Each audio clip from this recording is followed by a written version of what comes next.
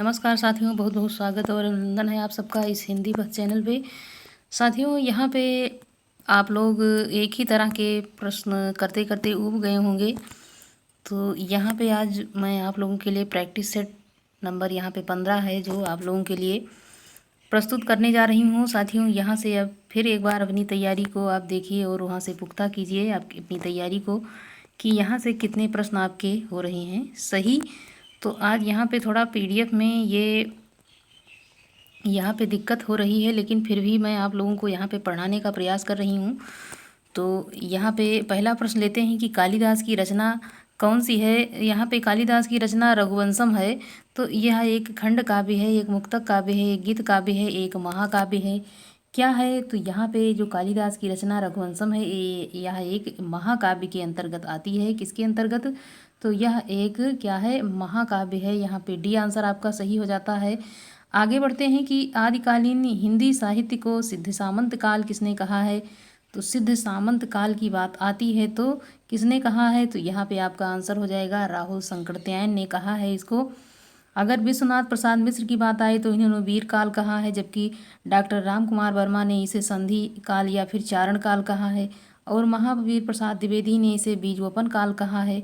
तो इस प्रकार से यहाँ पे आदिकाल में विभिन्न नामों से जो संबोधित किया है वो यहाँ पे आप लोगों के लिए प्रस्तुत किया गया। संदेश रासक के रचयिता कौन है? तो यहाँ पे संदेश रासक के रचयिता यहाँ पे कौन हो जाएंगे? आंसर आपका हो जाएगा अब्दुल रहमान। यहाँ पे संदेश रासक के हो जाते हैं। और ये किस प्रकार के हैं? तो ये अपभ्रंश में रचित एक महाकाव्य है। इनकी रचना किसमें है? अपभ्रंश में है। अब्दुल रहमान की रचना संदेश रासक। आगे बढ़ते हैं। रमा के रूप की सप्तमी विभक्ति के बहुवचन में प्रयोग होगा। तो यहाँ पे रामासु होता है, रामाणाम हो जाएगा, रामयो या फिर रामायाम। तो क्या हो जाएगा आपका आंसर? यहाँ पे आप बताएंगे। तो जो रमा शब्द का सप्तमी विभक्ति का बहुवचन अगर देखें तो रामासु होगा। क्या हो जाएगा? रामासु। यहाँ पे क्या हो जाएगा? ए हो जाता है। और आगे बढ़ते हैं। सरिते शब्द रूप में कौन सी विभक्ति है? सरिते प्रथमा है, द्वितीया है, तृतीया या फिर चतुर्थी है। सरिते में क्या हो जाएगा? आप लोग यहाँ पे आंसर करके बताएं। सरिते क्या है? ये चतुर्थी विभक्ति में एक वचन हो जाएगा। क्या हो जाएगा? आप अगर चतुर्थी विभक्ति की बात की जाए यहाँ पे और इसमें कौन सी विभक्ति है तो सरिते जो है ये किसी चतुर्थी विभक्ति के अंतर्गत यहाँ पे हो जाएगा। क्या यहाँ पे आपका कौन सा? डी यहाँ पे हो जाएगा। बिल्कुल ही सही, चतुर्थी विभक्ति यहाँ पे आपका आंसर। आगे बढ़ते हैं कि जगत शब्द के चतुर्थी एक वचन का रूप। अब यहाँ पे आप देख सकते हैं कि रूप के प्रश्न किस प्रकार पूछे गए हैं और ये समझ लीजिए कि ये प्रैक्टिस सेट उसी प्रकार का है। बिल्कुल जैसे ही एग्जाम में प्रश्न बनते हैं तो आप बिल्कुल ऐसे ही मान के चलिए कि रूप जो यहाँ पे है कम से कम 2 या 3 शब्द रूप आपको देखने को मिल जाएंगे। तो रूप को अच्छे से तैयार करें। यहाँ पे जगत शब्द का चतुर्थी एक वचन में रूप क्या हो जाता है? यहाँ पे जगते हो जाएगा। तो यहाँ पे आपका ए आंसर हो जाएगा। बिल्कुल ही सही। आगे बढ़ते हैं। अगला प्रश्न है भारत भारती में किस भावना का यहाँ पे रूपरेखा प्रस्तुत की गई है? तो यहाँ पे भारतीय जो भारत भारती में राष्ट्रीय भावना देखने को मिलती है। आगे है नूतन ब्रह्मचारी क्या है? नाटक है, उपन्यास है, कहानी है या फिर इनमें से कोई नहीं। क्या हो जाएगा आपका आंसर? तो ये यहाँ पे का ये जो है उपन्यास हो जाता है। एक क्या हो जाता है? उपन्यास के अंतर्गत नूतन ब्रह्मचारी यहाँ पे आता है। आगे बढ़ते हैं अगले प्रश्न की तरफ और यहाँ पे देखते हैं कि भक्ति काल में गृहस्थ जीवन का जैसा सुंदर चित्रण सूरदास में मिलता है वैसा ही आधुनिक काल के किस कवि में यह मिलता है। आपको यहाँ पे आंसर करना होगा कि कौन से ऐसे कवि हैं जिसमें जो है ये जो सूरदास में जो सुंदर चित्रण देखने को मिलता है वैसे ही आधुनिक काल में किस कवि के अंदर इस प्रकार के सुंदर जो है चित्रण देखने को मिलता है। तो आधुनिक काल के कवि में मैथिली शरण गुप्त की रचनाओं में देखने को मिलता है। पंचवटी, शकुंतला, साकेत, यशोधरा आदि इनकी रचनाएं हो जाती हैं। आंसर यहाँ पे आपका डी हो जाएगा। बिल्कुल ही सही। आगे बढ़ते हैं। कृष्ण गीतावली नामक काव्यकृति के रचयिता कौन है? कृष्ण गीतावली यहाँ पे आपका आंसर हो जाएगा क्या? तुलसीदास हो जाता है। और ये एक कॉमन क्वेश्चन है साथियों। ये इस प्रकार के प्रश्न आपको कोई भी एग्ज़ाम हो वहाँ पे आप देख सकते हैं। तुलसीदास की जितनी भी रचनाएं हैं वो बिल्कुल कंठस्थ होनी चाहिए क्योंकि उनकी 12 रचनाएं हैं और जो है 12 में वहाँ पे 6 रचनाएं तो उनकी अवधि में हैं, जबकि उनकी जो 6 रचनाएं हैं वो ब्रजभाषा में हैं।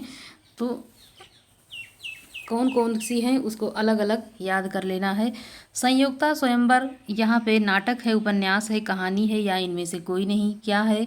आप लोग यहाँ पे आंसर करेंगे। तो संयुक्ता स्वयंवर के रचनाकार अगर देखें तो श्रीनिवास दास हो जाएंगे। यह एक नाटक विधा है। क्या हो जाएगा?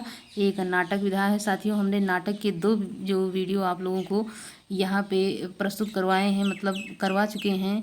हो सकता है कि आपने कर लिया हो, और आपके जितने भी नाटक के जिस प्रकार के प्रश्न इस समय एग्जाम में पूछे जा रहे हैं हूबहू वही प्रश्न उस जो है वीडियो में आप लोगों के लिए है। तो उसको अच्छे से पूरा देख लें ताकि आपका नाटक से कोई भी क्वेश्चन गलत ना हो। कचहरियों में हिंदी प्रवेश आंदोलन का मुख्य पत्र किस पत्र को कहते हैं? तो यह कविवचन सुधा है, समाचार सुधा, वर्षण, हिंदी प्रदीप, या इनमें से कोई नहीं। कौन सा हो जाएगा? यहाँ पे आप आंसर करेंगे। तो ये कचहरियों में हिंदी प्रवेश आंदोलन का मुख्य पत्र कौन सा हो जाएगा? भारत मित्र है। और इसके संपादक कौन हो जाएंगे? कौन हो जाएंगे इसके संपादक? यहाँ पे बाल मुकुंद गुप्त हो जाएंगे। तो यहाँ पे जो ये ऑप्शन है यहाँ पे आपका ये नहीं दिख रहा है, तो आप लोग जो है इसको सही मानिए जो हमने अभी बताया है, क्योंकि इसमें ये नहीं था।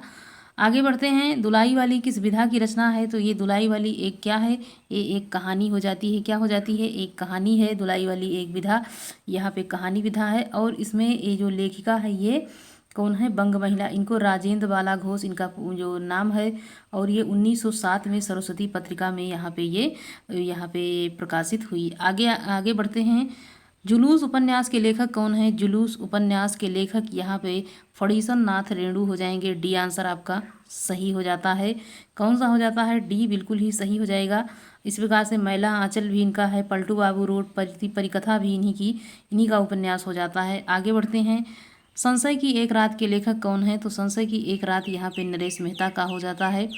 आगे बढ़ते हैं। अगला प्रश्न यहाँ पे हिंदी का प्रथम मौलिक उपन्यास कौन सा हो जाएगा? हिंदी का जो प्रथम मौलिक उपन्यास है यहाँ पे कौन सा हो जाएगा? आप लोग यहाँ पे बताएंगे।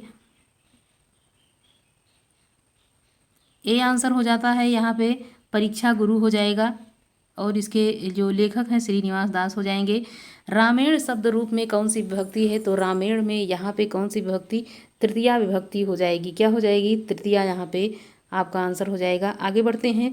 पितृ शब्द के प्रथमा बहुवचन का रूप क्या हो जाएगा? पितु, पितरा, पितरा या फिर पितारा। यहाँ पे आपका जो आंसर हो जाएगा, बहुवचन में पूछा जा रहा है तो आप यहाँ पे क्या बताएंगे?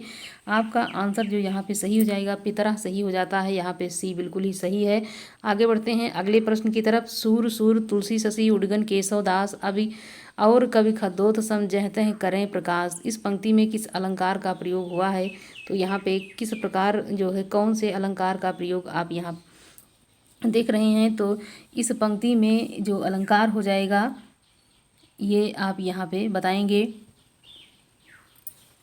यहाँ पे आपका जो अलंकार हो जाएगा यहाँ पे उत्प्रेक्षा हो जाता है। बिल्कुल ही सही है। यहाँ पे उत्प्रेक्षा अलंकार यहाँ पे हो जाएगा। अगला प्रश्न यहाँ पे है कि सरदार पूर्ण सिंह विख्यात हैं कवि के रूप में या फिर निबंधकार के रूप में, नाटककार के रूप में, या फिर व्यंग्यकार के रूप में? यहाँ पे ये एक निबंधकार के रूप में प्रसिद्ध हैं। अगला प्रश्न है कि भूतनाथ उपन्यास के रचयिता कौन है? तो यहाँ राधा कृष्णदास हैं, जगमोहन सिंह हैं, देवकी नंदन खत्री, गोपाल राम गहमेरी। यहाँ पे आपका आंसर जो सही हो जाएगा वो सी हो जाता है। देवकी नंदन खत्री यहाँ पे सी हो जाता है। अगला प्रश्न है कि महादेवी वर्मा का प्रथम काव्य संकलन कौन सा है? तो इनका जो काव्य संकलन पहला हो जाता है ये यहाँ पे क्या हो जाएगा? यहाँ पे निहार हो जाता है। क्या हो जाता है? निहार। सबसे पहले जब कोई जगता है तो सबसे पहले निहारता है अर्थात देखता है। लोकायतन के रचयिता कौन है? तो लोकायतन के यहाँ पे रचयिता कौन हो जाएंगे? आपका आंसर हो जाएगा डी। क्या हो जाता है? डी इसमें हो जाता है। बिल्कुल ही सही। सुमित्रा नंदन पंत हो जाएंगे। यहाँ पे आपका डी आंसर हो जाएगा। बिल्कुल ही सही। भक्त काल के किसी कवि ने संस्कृत को छोड़कर भी संस्कृत की शास्त्रीय परंपरा का निर्वहन किया है? किसने किया है? यहाँ पे आपका आंसर जो सही हो जाएगा वो हो जाएगा तुलसीदास। सी आंसर हो जाता है।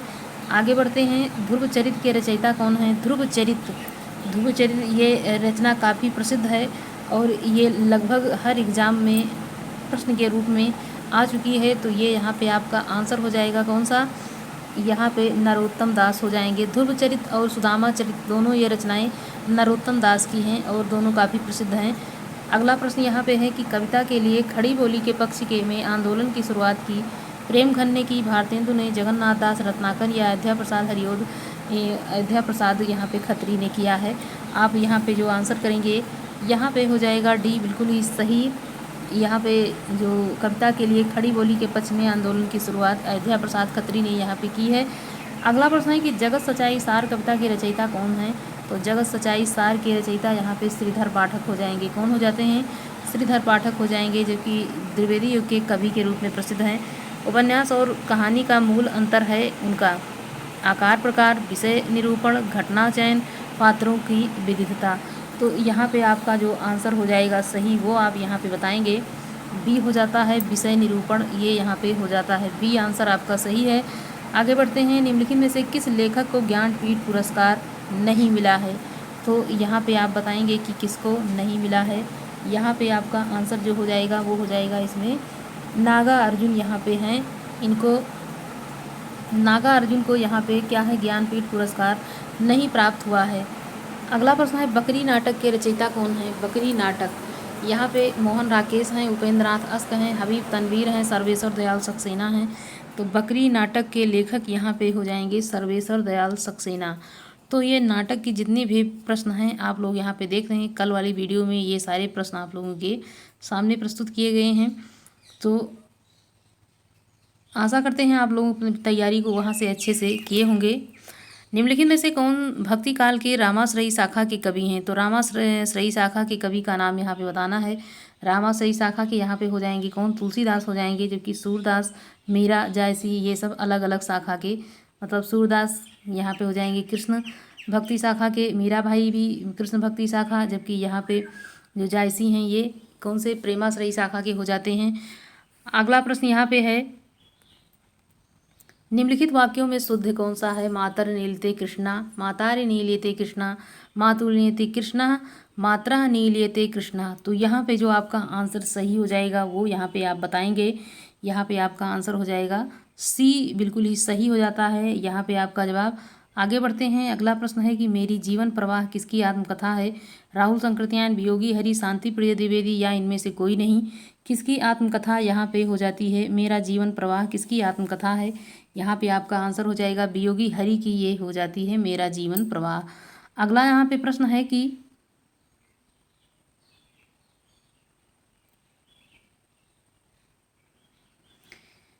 राम शब्द में षष्ठी एक वचन का रूप है। राम शब्द का जो षष्ठी एक वचन का रूप है वो यहाँ पे आप लोग बताएंगे कि क्या हो जाएगा इसमें सही जवाब।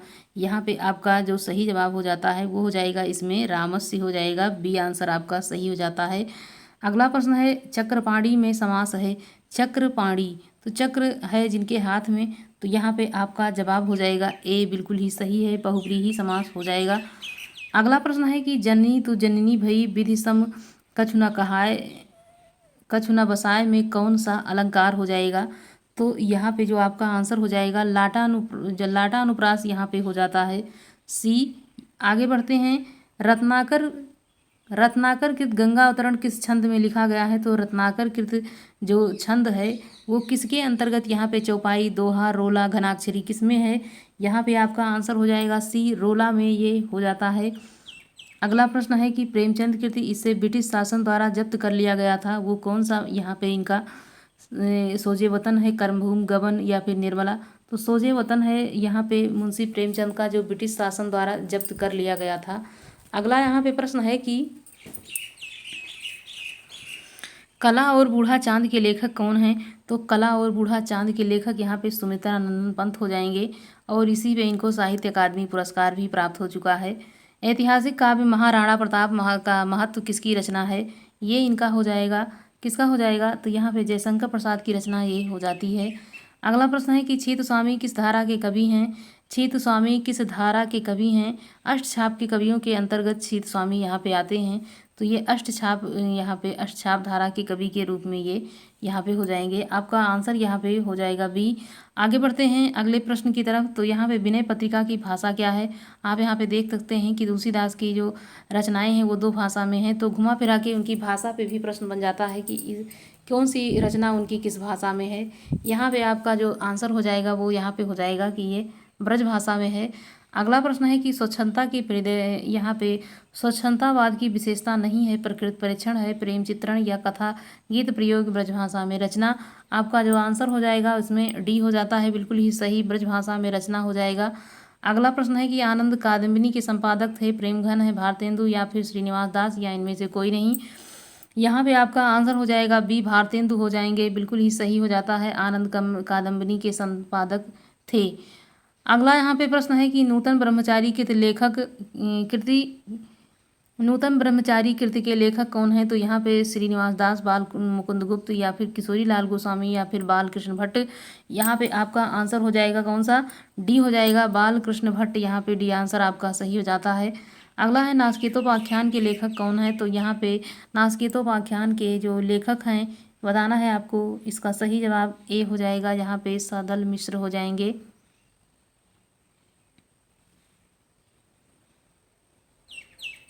क्या हो जाएगा? सदल मिश्र यहाँ पे हो जाते हैं, इसका सही जवाब है।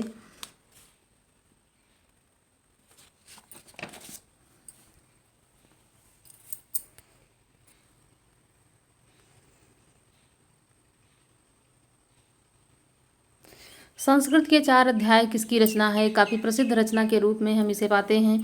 तो ये दिनकर की रचना हो जाएगी, जिसपे इनको साहित्य अकादमी पुरस्कार मिल चुका है। संस्कृत के 4 अध्याय। अस्मत् शब्द के पश्चिमी भक्ति में दिए हुए रूपों में कौन सा गलत है? मत है, अवभ्याम है, असमत है या असमाभ्यम है। तो यहाँ पे आपका जो आंसर हो जाएगा सही वो हो जाएगा डी। इसमें ये यहाँ पे क्या हो जाएगा? ये यहाँ पे गलत दिया हुआ है। अगला यहाँ पे है अपराजिता के लेखक कौन है? नरेंद्र शर्मा है, आंचल हैं या दिनकर या फिर माखन लाल चतुर्वेदी। यहाँ पे जो आपका आंसर हो जाएगा वो बी हो जाएगा, आंचल हो जाएंगे। इसमें बी हो जाता है, बिल्कुल ही सही। निर्मल वर्मा का चर्चित कहानी संग्रह कौन सा है? परिंदे हैं, तलाश है, बंजर है या इनमें से कोई नहीं। क्या हो जाएगा? सही जवाब ए हो जाता है, परिंदे यहाँ पे हो जाता है। क्या हो जाता है? परिंदे यहाँ पे सही जवाब हो जाएगा। असमत शब्द के तृतीया विभक्ति के रूप में है, तो यहाँ पे अहम अवाम वयम मया अवभ्याम अस्माभि। तृतीया पूछ रहा है, मत अवभ्याम अस्मत् मम अवायो अस्माकम। तो यहाँ पे क्या हो जाएगा? आप आंसर करेंगे बी हो जाएगा, मया अवभ्याम अस्माभि। ये यहाँ पे हो जाता है। अगला प्रश्न है कि अनुदिनम में कौन सा समास है? अनुदिनम के अंतर्गत यहाँ पे अव्ययी भाव समास हो जाएगा। ए आंसर आपका बिल्कुल ही सही है। मानक भाषा में किसी भाषा का वह रूप होता है जिससे उस भाषा का सम्मान बढ़ता है। भिन्न भाषा क्षेत्रों में उसका एक रूप समान रूप से प्रमाणिक माना जाता है और उसकी वही तदानुरूप प्रयुक्त होता है। इसके आधार पर रूपों की स्थिति जांची परखी जाती है। प्रदेश सरकार जिसे मान्यता प्रदान करती है। इसमें से आपका कौन सा सही जवाब होगा, ये इसमें से आपको बताना है। यहाँ पे भी हो जाएगा, विभिन्न भाषा क्षेत्रों में उसका एक रूप समान रूप से प्रमाणिक माना जाता है, वही तदनुरूप प्रयुक्त होता है। ये यहाँ पे आपका भी आंसर हो जाएगा, बिल्कुल ही सही। अगला यहाँ पे प्रश्न है, द्विवेदी युग के संपूर्णतः प्रतिनिधि कवि कौन हैं? जो द्विवेदी युग के प्रतिनिधि कवि के रूप में जाने जाते हैं उन्हें बताना है। यहाँ पे मैथिली शरण गुप्त हो जाएंगे। कौन हो जाएंगे? मैथिली शरण गुप्त हो जाएंगे। लेकिन एक दिन का नाम पूछा जाए कि द्विवेदी युग का नामकरण किसके नाम पर हुआ है, तो यहाँ पे महावीर प्रसाद द्विवेदी हो जाएंगे। लेकिन जब प्रतिनिधि कवि के रूप में पूछा जाता है तो यहाँ पे मैथिली शरण गुप्त हो जाते हैं। अगला है कि मृगनयनी उपन्यास के रचनाकार यहाँ पे कौन है? तो यहाँ पे मृगनयनी का आप लोगों को बताना है। तो इसके जो रचनाकार हैं वृंदावन लाल वर्मा हो जाएंगे। किसके? मृगनयनी के यहाँ पे हो जाएंगे। आपका आंसर यहाँ पे ए हो जाता है, बिल्कुल ही सही। आगे है श्री वेंकटेश्वर समाचार प्रकाशित होता है किससे? कलकत्ता से, इलाहाबाद से, लखनऊ से या फिर बम्बई से। किससे होता है? आपका आंसर यहाँ पे हो जाएगा बी डी, यहाँ पे बम्बई से ये प्रकाशित होता है। अगला यहाँ पे प्रश्न है, निराला की अंतिम कविता कौन सी है? राम की शक्ति पूजा है, तुलसीदास है, सरोजनी, पत्तोत्कंठित जीवन का विष बुझा हुआ। ये इनकी अंतिम ये पंक्ति यहाँ पे कविता हो जाती है। अगला है कि ध्रुपद गायन का संबंध किस भाषा से है? तो ध्रुपद जो गायन है इसका संबंध आपसे पूछा जा रहा है किससे है? ये ब्रज भाषा से हो जाता है। किससे? ब्रज भाषा से ये हो जाता है। अगला है कि अर्धकथानक किसवे जीवनी है, आत्मकथा है, संस्मरण है, रिपोर्टाज है। अर्धकथानक यहाँ पे क्या हो जाएगा, ये एक आत्मकथा के रूप में प्रसिद्ध है। क्या है, एक आत्मकथा है। बी आंसर आपका हो जाएगा बिल्कुल ही सही। अगला यहाँ पे प्रश्न लेते हैं कि ब्राह्मण के संपादक थे, तो ब्राह्मण के संपादक के रूप में किसे जाना जाता है, यहाँ पे प्रताप नारायण मिश्र हो जाएंगे। अगला प्रश्न है शकुंतला नाटक का खड़ी बोली गद्य में अनुवाद किया है, तो किसने किया है इसका गद्य में अनुवाद, आंसर आपका हो जाएगा बी, राजा लक्ष्मण सिंह ने किया है। किसने किया है, राजा लक्ष्मण सिंह ने यहाँ पे किया है। निम्नलिखित में से किस कृति के लेखक रामविलास शर्मा हैं, तो रामविलास शर्मा को यहाँ पे आपको बताना है कि इनकी कौन सी कृति है जिसके लिए प्रसिद्ध हैं। भाषा और समाज इनकी कृति यहाँ पे हो जाएगी। डी आंसर आपका हो जाएगा बिल्कुल ही सही। भारतेंद्र ने अपना बलिया वाला ऐतिहासिक व्याख्यान दिया था। बलिया वाला ऐतिहासिक व्याख्यान कब दिया था, इस सन का नाम यहाँ पे आप बताएंगे, आंसर करेंगे। तो यहाँ पे 1884 में इन्होंने बलिया वाला ऐतिहासिक व्याख्यान दिया था। बलिया वाला समझना नहीं तो पता चले आप लोग इसको जलिया वाला समझ लें। जो जलिया वाला था वो 1919 में इसकी घटना हुई थी, तो ये यहाँ पे बलिया वाला है 1884 में भारतेंदु जी द्वारा। यहाँ पे आगे है कि सूरदास किस काल के कवि थे, रीत काल के, भक्ति काल के, आधुनिक काल के, या इनमें से कोई नहीं। तो सूरदास जो थे वो भक्ति काल के कवि यहाँ पे हो जाएंगे। बी आंसर आपका सही हो जाएगा। अगला है निषाद बांसुरी की रचना विधा क्या है, निषाद बांसुरी, तो यहाँ पे आप बताएंगे, यहाँ पे हो जाएगा डी, ललित निबंध हो जाता है। क्या हो जाएगा, ललित निबंध हो जाएगा। प्रेमचंद का एक सशक्त उपन्यास गोदान है, राजनीतिक है, धार्मिक है, सामाजिक या फिर ऐतिहासिक है, किस प्रकार का है, आप लोग यहाँ पे आंसर करेंगे। तो सी हो जाता है कि ये एक सामाजिक है। क्या है, एक सामाजिक उपन्यास के रूप में प्रसिद्ध है। शिशुपाल वध के रचनाकार कौन है, माघ हैं, भामा है, भारिव है, कुंतक है, माघ है। माघ ने इसकी रचना की है। किसने की है, शिशुपाल वध की रचना माघ ने की है, जिसमें 20 सर्ग हो जाते हैं। आगे है कि श्रीहर्ष का ग्रंथ कौन सा है, तो यहाँ पे श्रीहर्ष का अगर पूछा जाए तो नैषधि हो जाता है, नैषधि चरितम हो जाएगा। तो यहाँ पे हित, यहाँ पे राजतरंगी कल्हड़ की हो जाएगी, मेघदूत यहाँ कालिदास की। आगे है कि व्यंजन संधि का उदाहरण नहीं है, जो यहाँ पे उत्तधनचारण देखा जाए तो ये भी व्यंजन का है, रामश टीकते रामश, तो ये भी हो जाएगा डी। सत यहाँ पे सच्चित हो जाता है ये भी। तो यहाँ पे गंगोदकम जो है ये यहाँ पे हो जाएगा किसका, ये गुण संधि का उदाहरण यहाँ पे हो जाएगा कि यहाँ पे आ है और यहाँ पे ऊ है, तो आ और ऊ मिलकर के ओ हो गए, तो यहाँ पे गंगोदकम हो जाएगा। आगे है कि स्वागत का संधि विच्छेद क्या हो जाएगा, तो सु प्लस आगत हो जाता है, इसमें सु प्लस आगत हो जाएगा। यहाँ पे आपका आंसर ए बिल्कुल ही सही हो जाता है। क्या हो जाएगा, ए बिल्कुल ही सही है। आगे बढ़ते हैं, शब्द की वह शब्द शक्ति जिसके वाच्यार्थ प्रकट हो जाता है कहलाती है लक्षणा है, व्यंजना है, शब्द शक्ति है, अभिधा है। क्या है, इसमें आंसर आपका अभिधा हो जाता है।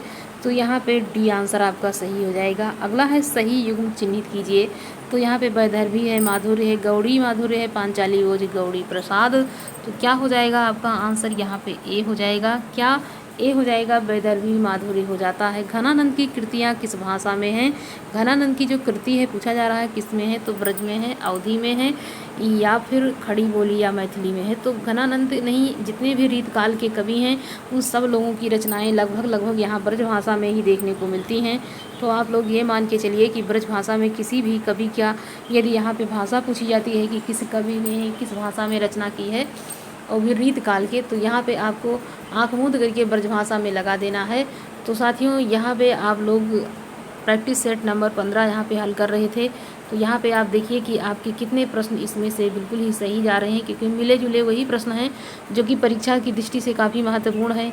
और उन प्रश्नों को संस्कृत के और विभक्ति वाले प्रश्न यहाँ पे दिए हुए हैं, आप अपनी तैयारी को यहाँ पे देखिए। तो साथियों, अच्छा लगे तो आप लोग लाइक करें और ज़्यादा से ज़्यादा चैनल को जो है शेयर करिए आप लोग, ताकि जो है हमारा मोटिवेशन थोड़ा सा बढ़ सके और इससे हम थोड़ा जो है उत्साहित होते हैं, थोड़ा अच्छा और वीडियो बनाने का प्रयास करते हैं।